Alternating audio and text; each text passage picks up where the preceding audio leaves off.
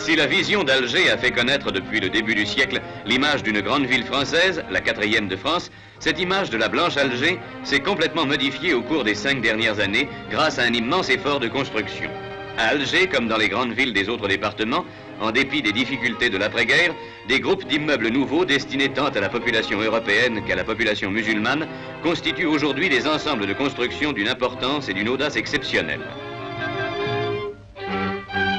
La célèbre Casbah d'Alger est maintenant ceinturée de tous côtés par des quartiers modernes qui manifestent l'effort entrepris pour résoudre un problème d'habitat délicat, conséquence d'un constant développement démographique.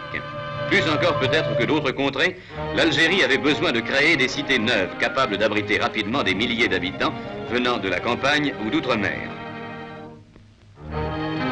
Si des bidonvilles existent encore, ils cèdent tous les jours leur place à des réalisations impressionnantes, comme ces vastes immeubles d'habitation à loyer modéré, jaillis de terre en moins d'1 an, et qui sont à juste titre l'orgueil des municipalités.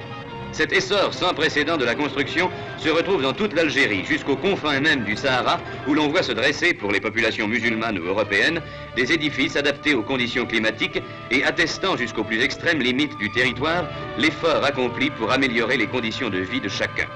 Tous les Français doivent être légitimement fiers de cette œuvre de paix et d'espérance qui renforce leur volonté de résister à ceux qui, poussés par des influences extérieures, veulent faire obstacle à cette marche vers le progrès pour le plus grand bien de la communauté franco-musulmane.